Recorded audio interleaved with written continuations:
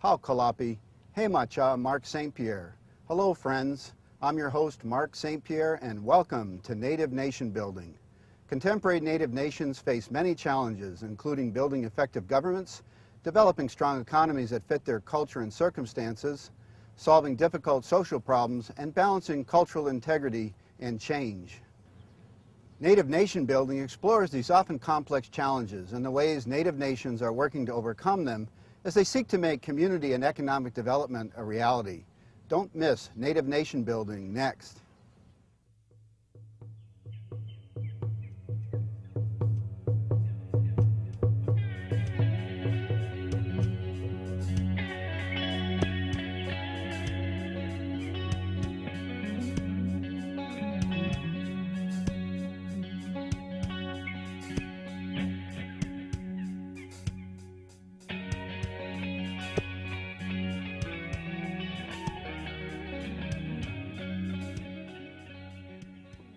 Today's show looks at enterprises owned by Native nations, how those enterprises are run, why many such enterprises fail, and what Native nation governments and elected officials can do to help ensure their success.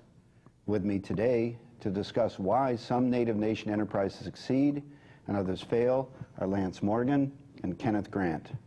Lance Morgan, a citizen of the Winnebago tribe of Nebraska, is the Chief Executive Officer of Ho-Chunk Inc., the Winnebago tribe's award-winning economic development corporation. Kenneth Grant is a research fellow with the Harvard Project on American Indian Economic Development and a senior policy scholar at the Udall Center for Studies in Public Policy at the University of Arizona. I'd like to thank both of you gentlemen for being with us today. Kenny, I'll start with you. Give us a definition of tribal enterprise. I think most people think of a tribal enterprise as a company that's owned by the government, and that's not quite correct. It's a company, a business unit, that's owned by every single tribal member by virtue of the fact that they're a citizen of the tribe. And these business units typically have as their objective to earn financial returns and other social objectives that accrue to the entire community, so that all the citizens are owners and share in the benefits. So that's what I think of when we talk about a tribal enterprise. You know, Lance, you've developed one of the best models for tribal enterprise. What are some of the toughest challenges that tribes have to overcome? Well, you have to think about in terms of the situation that we have to function in. And we have a political system we didn't design. We have a system that doesn't allow capital to flow to reservations very easily. You have a poor educational system that doesn't necessarily deal with business development. You don't have a history of entrepreneurial and business success. And all of these things combine to create probably the toughest business environment in the United States.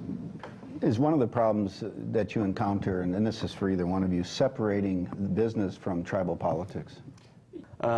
There's a real difficulty in separating the roles. With government-owned or tribally owned enterprises, people are wearing multiple hats at the same time. And so you're a citizen of the tribe, and yet you're also a part owner of the enterprise. A council member has governing responsibilities, is also an owner, is also a citizen. That collapsing of the distance between government and business often creates a lot of role confusion for tribes that it's difficult to overcome. I once went to a conference and gave a speech there, and before I spoke, somebody said, there are 30 government entities here to help you tribes get into business. And it occurred to me that they're helping us set up these government-led economic models, you know, kind of the, you know, communism or socialism or things that we had spent billions of dollars or trillions of dollars probably in 30 years fighting it because it's inherently evil. And that's the system they had in mind for us. And I'm not so sure, you know, I'm not going to make a comment on, like, at the end of the speech I said I think that, I can't believe Winnebago's Karl Marx's last hope. But I think that you have to understand the situation we're in. If we need to develop businesses, the government is really the entity with only access to capital to do that. And so you almost have to get into this. If you don't, then you have this kind of a capital-starved entrepreneur sector you got to hope for the best with. But if you don't have that tradition or those capabilities, the government really is the only answer. So if you're going to set it up, you have to figure out a way to set it up that takes away some of the negatives of having a political entity run the business. And I think that's really the challenge. The average tribe doesn't have a choice. Right, exactly. And a lot of people say, oh, it's separating politics from business. And the fact is, you can't separate the two. It's a question of how they meet and making that relationship as productive as possible. You know, we're owned by a government entity, so you really, politics plays into the decision-making to some extent. It always will, but you still have to figure out a way to balance those issues. Those of us that have been around for a while remember a lot of failed EDA attempts to create tribal enterprises. Is the climate different today than it was in the past? You know, I think that there's a lot more success out in Indian country in running tribal enterprises. So you can look from the citizen Potawatomi Nation to Mississippi Choctaw, who have a plethora of successful tribally owned enterprises, to individual instances, whether it's Yukana development up in Alaska. You can look across the tribes, north to south, east to west, and there are examples of success. And I think Lance can speak to this better than I can, but they are becoming much more sophisticated in understanding and sort of what the dangers are and how to promote business and run these operations. You referred to kind of the old grant-based economic development model, and I think that that's still an important part of it. But we transitioned, I think, or the challenge is to transition away from, you know, the grant is our only development tool. What we did is we ran kicking and screaming from anything to do with the government for the first 7 or 8 years we were in business. And then it occurred to us when we wanted more capital that, hey, maybe we should go back and dust off the old grant model. And we've been able to raise grant money, but it's a supplement to what we're trying to do, and it gives us some of the startup capital we need, and we're not dependent upon it. And I think it's still a tool that you need to do, but as you grow in sophistication, that it really factors into your decision making. It doesn't drive it. Kenny, you worked with a lot of tribes. Why do you think so many enterprises have failed? I think part of it is, you know, there are issues that are particular to each tribe. Let me put it this way. I think the most insidious problem that I've seen working with tribes and trying to run tribal enterprises is when the tribe and the citizens think it's an operational problem, when in really it's an institutional problem. So I give you a quick example of working with one tribe where they had a plethora, I mean, just a whole bunch of human capital, great natural resources, access to financial capital. These are very, very well-educated people, and yet the tribal enterprises kept falling. And if you talk to the tribal citizens, they'd say, well, we just haven't been as civil as we used to be, or people aren't following the procedures book, and there's this big procedures book. Or the opposition would say, if I were in power, all of this problem would go away. In fact, what you saw is that there were really big disputes that had never been resolved because they had no tribal court system, and these disputes were creating distrust, and they would just bring an operation to a standstill. A council meeting would just come to an end, and so it wasn't really about civility, it was really about the foundation and the institutions. And that's the toughest problem, is when you think it's just our accounting isn't in order, when in fact it's really about how the institutions are operating. Yeah, if I'd like to add to that a little bit, I think that people tend to simplify the problems, and they focus on whatever bad thing happened at that time, and they try to allocate blame, and some people try to do that for their own political gain and all these kinds of things. So you have a tough kind of local political environment. But if the people would take the time to say, all right, if we're having this problem over and over again, there's probably some reason for it. And I always recommend when tribes come to visit us that they look at their government structure, they look at their corporate structure, and they figure out in advance what their challenges are going to be and try to plan for them in advance. If they do that, then their chances of success in avoiding these kind of constant cycles of problems are much higher. To follow up, Lance, then what are some of the things that Native nations need to look at to build success? I mean, Ho-Chunk Inc. is really the second attempt. There was Winnebago Industries was our first attempt in the 1980s, and that predated me a little bit. But when we got there and we decided that we wanted to set up a new corporation, we sat down and we said, what are all the reasons we failed before? Because we have a long history of failure in some of these businesses, and we listed them out. And we tried to design a system that would allow us to actually deal with some of those things right up front. And I think that's probably a pretty important step. That statement reminded me of a speech that Chairman Barrett gave at Native Nations Institute maybe 4 or 5 years ago now. And he was talking about his economic development plan. He's chair of the Citizen Potawatomi Nation. And he said, my Constitution is my economic development plan, meaning I wanted to get the institutions right. I wanted to sort of be able to lay the foundation. That was my goal. Then let the economic activity flourish. It's not even a difficult thing to really figure out how to address, because if you could almost go to any tribal, ask a tribal leader or an economic development person, what are your problems? And they can list them out in detail, and they're almost the same as everybody. But why not take a little bit extra time and put your institutions in place to deal with some of those problems right up front? The one place I might have a little bit of disagreement is the problems are often known, but when you're talking about changing systems, that can be a very difficult process because people have gotten used to the system that they have, they know how it operates, and so trying to transform those institutions can be a real challenge. Well, it can actually not just be a challenge, it can be dangerous, because I think you can do things, I've seen some tribes do some things that are actually counterproductive, and they do it in the name of some, maybe some kind of ode to a traditional practice in the past that really doesn't make sense in a modern context. And I've seen some tribes do some things, set up governmental structures that really sounded good and sounded like a great idea, but in practice have been a real impediment towards their growth and development. And I think it's interesting that the first part of this conversation has really focused more on foundational issues about institutions, and we can get into the operational issues of the tribal enterprise, but clearly you can see where Lance and I are going about sort of getting the environment right in which the enterprise can then begin to perform. Well, that kind of leads to a logical question, I think, and that is that Lance listed at the beginning some of the obstacles that are very real that every tribe face, especially the larger tribes, larger populations. What are some of the factors that tribes can control? I sort of come at it from the economics, and I look and I say, okay, there's the market out there, and there's much that the tribal enterprise can't control. They have to go out and compete against other companies that are providing the same services. And then there's policy over here, and tribal policy, maybe they've got some say in there, but there's not so much control. And then there's federal policy. So I look at it from the economics and say what they really can control is their operations. Are their operations running efficiently, the accounting and the reporting, the board structure? That's really what they have within their own control. I think that's right, but I think what we've done is we've had a tendency to look for some advantage. I always joke that we had, all of a sudden we're all business experts because of gaming, but I think that it doesn't take a huge sophistication, I think, to make a lot of money in gaming if you're right next to a big city and you have a monopoly.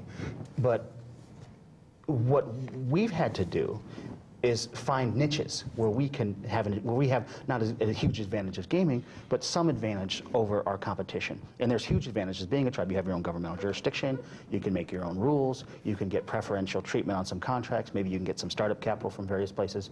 So we've tried to focus on areas where if we make a mistake learning, that it's not going to kill us, and that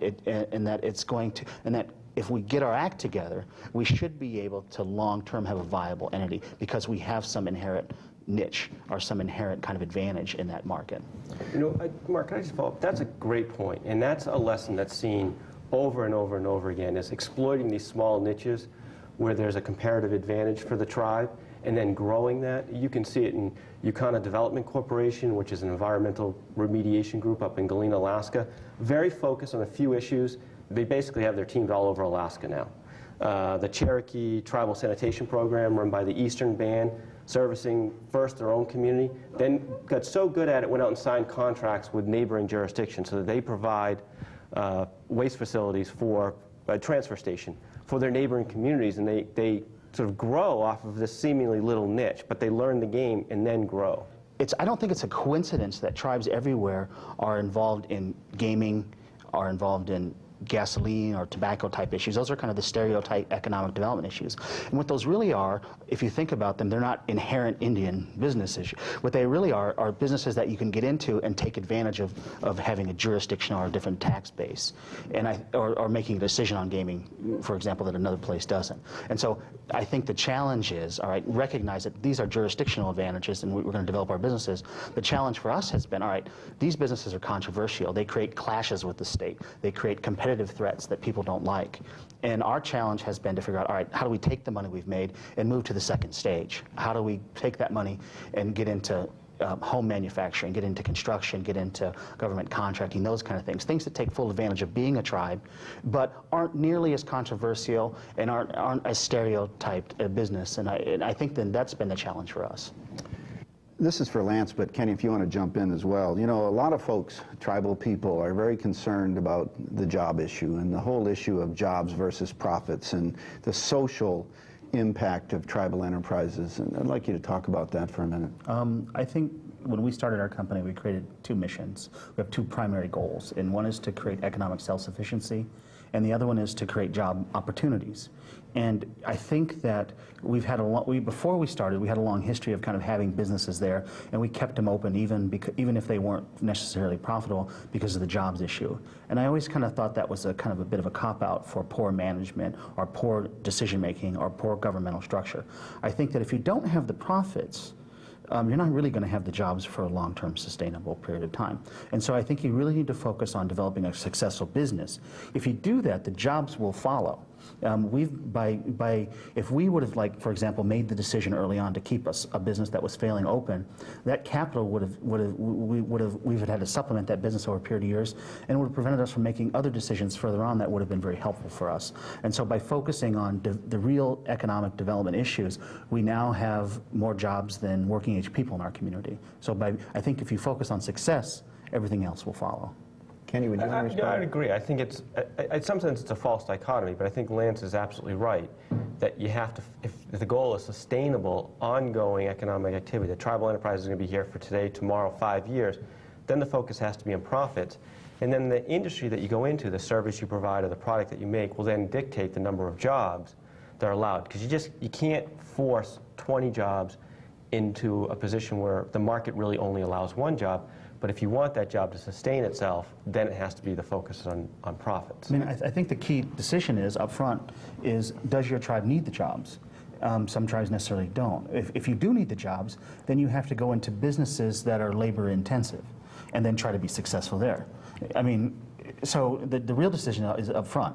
What type of industries do you want to go after or try to develop? I would think, too, that the grant mentality of the 2 or 3 year jobs based on a grant cycle versus long-term jobs created by real enterprise and real profits are kind of an adjustment that tribal citizens have to make, especially for those tribes that have been invested in that grant economy.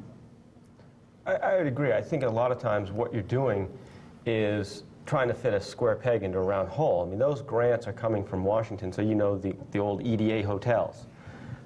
You know, it just was the wrong enterprise, and that's not what should have been going. But the money was there, and so there's a sort of predilection to want to go get that money and do that enterprise, even though the tribe may not have a regulatory advantage, it may not have a business or a competitive advantage, and they fail, and that sort of begins a cycle of I think if you don't have a clearly defined strategy, that you're likely to make some mistakes on the grant side of things. You know, these grants are written to say do certain things, but we have found that if you come forward with a very well conceived plan, and they have trust that you're going to do it, that the government entities on the grant side are very flexible. They will, if they believe in what you're trying to do, they will modify their system to help you accomplish your goals. So I think the real key is to figure out exactly what you want to do and make sure that that makes sense and get other people to buy into it. Then you can spin the system to help you. Right, but notice in that case, who's leading? I mean, here's the tribe saying this is, or the enterprise saying this is where we want to go, this is our goal, and are there grants out there that will fit into this process, as opposed to the grant is out there, so we'll do whatever the grant says we're going to do. Yeah, you got to flip the equation so that you're in the power position. Lance, kind of on that same plane, there's one of the fears out there that as tribes thrive rather than survive, that the culture is going to be eroded, that as tribes move into a more professional business model, that somehow cultures or tribal cultures are going to die. Yeah, that's really a major challenge that especially I think young Native American professionals are facing right now. I've always said that culture is really based on a lifestyle, based on how you live, and that's based on economics. And I think that tribes have a tendency to stereotype themselves. based on a positive image that we had of ourselves 100 years ago. But those cultural things, some of those values carry forward, but some of the things that they did were based on a different economic reality. And so I think we need to figure out a way to do native values, like taking care of your family, sharing in your community, but figure out how to be successful in a modern context. I think too often somebody will stand up in a meeting, make a speech about culture, and it'll kill a project. And I don't think that that's probably the, I think that then they pat themselves on the back for being pure, and then nothing happens, and people still aren't able to take care of their families. I also think it's used to make young Native professionals feel bad. You know, you question yourself all the time. Am I doing the right thing? Who am I now? And I think we need to try to embrace success and really figure out what the context of what part of our culture do we want to take forward and reapply it in a modern context. And I think that's the core challenge we're facing. This came up once in a classroom with Chief Philip Martin, Mississippi Choctaw, and I will never say it as eloquently as Chief Martin said, but basically his point was, through our success, we actually have citizens returning to the reservation.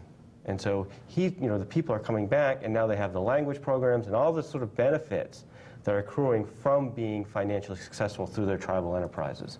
So he's sort of saying, how's that destroying my culture when I have all my people coming back? Yeah, our culture 20 years ago was one of poverty and all the isms you could think of, you know, all the negative isms, you know, this alcoholism, you know, all these kinds of things. And our culture's changed. When we first started our corporation, we had this discussion, do we really want to be like corporate America? And we didn't want to. Do we really want to change? But what's really happened is, as the economy has flowered, as people's lives have gotten better, culture's taken on a renaissance. Things like the alcoholism and the drug abuse and some of the social issues have begun to die down, and people are much more focused on getting back in touch with who they are and taking more pride in themselves. And I think that's a pretty critical. I think that's something I guess I didn't think through, but that's something that's definitely happened in the last 10 years in our community.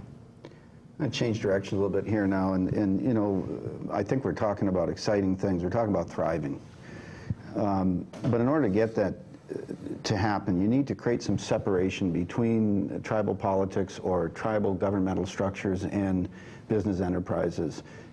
Could you address some ideal ways where that distance can be structured?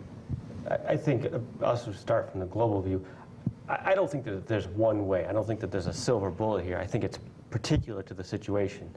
I have seen some tribes and some tribal enterprises that basically rely on a strong CEO and a good relationship with the council. I've seen other tribal enterprises, such as the Yakima Nation Land Enterprise, it has a board that is essentially a subcommittee of the tribal council, and that works for them. In other instances, there are formal boards of directors, essentially, that stand between the government and the enterprise. And so they're sort of making sure the enterprise is reporting to the council, and they're helping the enterprise set strategy. I think the key for us, the real key, is one of the main keys, I think, is having a political system that is very helpful. It's very stable. You know, we have 9 council members, and 3 are elected every year, and usually only 1 or 2 change over. So we never have this huge kind of change at the top strategy level. And the new people that come in, even if they're kind of, you know, curious or suspicious about what we're doing, have a time to adjust. And they learn, okay, this isn't so bad. And so that gives us a stable political environment to work in. Within that, we have a board of directors. We have a tribal corporation. We have a board of directors. The council appoints the board. They passed our long-term plan, and they approve our annual plan. That's really their only job. They only have 3 roles. The board has all the other roles, and then myself as CEO make sure the business functions. And so we have clearly defined roles, and we stick to them. And we occasionally have to pull out the old long-term plan and from '94 and dust it off and read it in a council meeting. And I think, and that's been pretty helpful for us. Yeah, getting people to stick to their roles is the challenge, because many times I've seen boards have really just become advisory boards, and the CEO is reporting to the council because over time people have moved away from the agreement that they originally set down. What we did is, I mentioned earlier that we had listed all the reasons for our failure, and we added an additional part to it. We took an additional step, and I think that's been the key. We developed something we now call, then it was the long-term plan, but we're a little more sophisticated now. We call it the principles governing the interaction between the tribe and the corporation. And we have this list of rules based on the reasons we failed before. For example, we failed because we had to go to the council for every dollar we got. So we said, all right, the tribe is going to give us 20% of the casino profits in an account that the board controls. So we don't have to go to the council. So every investment decision isn't politicized. We failed once before because the tribe would suck out all the money from the corporation just because they had social needs to spend it on. But the tribe said, all right, for the first 5 years you get to keep all of your money, and then now we're giving 10% of our profits back, gradually up to 20%. We have a system in place. We failed because of personnel issues. We created our own personnel system. We failed because of lack of accounting systems. The accounting was in the tribes. We have our own accounting system. So we figured out up front and established all these rules, and every once in a while we have to read these things and remind the council of it, and everyone gets back on board and we move forward. Well, that leads to another logical question, I guess. The Harvard Project and the Native Nations Institute research says that dispute resolution and having a good organ to do that is important.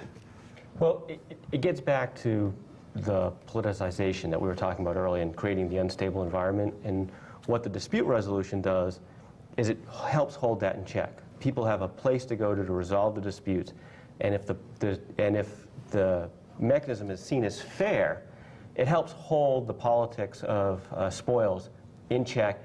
That makes it easier for the tribal enterprise to attract the human capital and the financial capital that it needs to operate successfully. We don't have a lot of problems on the dispute resolution side with our individual businesses. Our primary dispute is balancing the separation with the government and the business. And we really, since we're owned by them, we really have to figure out ways to get along with them. And so our disputes are played out kind of through negotiation typically. And I think that if we ever really got into a fight with our owner, we would probably lose. I mean, they could pass laws, they could make motions, they could change the board. So our challenge is to educate people and to get them on board with our long-term concepts and make them a believer in what we're trying to do. And that's the follow-up. How do you do that? How do you educate the tribal citizens who are also the tribal politicians eventually in this process? I think it speaks to the issue of transparency, and that doesn't mean that every decision that Lance makes is open for review or put up to a vote by the citizens, but it is keeping people aware of what the mission of the operation is, how it's performing, what its financial returns are, what its goals are. And I do think that the political leadership has a role in helping to educate the tribal citizens and the owners of the enterprise. One of the things we do is we have a mechanized system for putting information out to the people and to the government. We have to provide audited financials every year and an annual report, and we even had a PR campaign, kind of a sophisticated thing, which really was kind of a failure, I think. I think what's really helped us is really going out and directly talking to our membership, one-on-one. We've brought in our employees, we've kind of given them a fact sheet about what we do and given them information. They go home, talk to their families, and we deal with kind of the little negative issues that emerge in a small community. And I think our sophisticated PR strategy and press releases and all that stuff really didn't work until we started talking to our people. Sadly, we're running out of time, but I'd like to do one final question for both of you. This is exciting stuff. Where do you see it headed? I think there's been a tremendous change in the last 20 years, and I think more and more examples of success are breeding more and more success within Indian country on operating tribal enterprises. I think it's one of the biggest changes we've seen in the last 20 years, and I think the trend's very, very positive. Where's Ho-Chung? Our challenge is to continue to transition from these controversial businesses to these businesses that take advantage of being a tribe and really make a lot of money, hopefully. And we can take that money and funnel it towards our community in a social kind of side of the equation. I think that what I don't want to get lost in this is it's never really about the money. We're never going to be Microsoft. You know, we're a company that is focused on making our community better. And I think the more we realize that ourselves, the better off we are. So I think the future for us, drive the business forward, be as great as we can, as competitive as we can, and figure out ways to challenging and interesting ways to spread the wealth in our community so that everybody benefits from it. And I think that, in the end, is going to be the key to our longevity there, because that's what's going to engender, I think, good feelings towards the tribe, towards the company. Well, I want to extend a heartfelt thanks to both you guys for traveling here. I'd like to thank Lance Morgan and Kenneth Grant for appearing on today's edition of Native Nation Building, a program of the Native Nations Institute for Leadership, Management, and Policy at the University of Arizona. To learn more about Native Nation building and the issues discussed here today, please visit the Native Nation Institute website at www.nni.arizona.edu/NativeTV. Thank you for joining us, and please tune in for the next edition of Native Nation Building.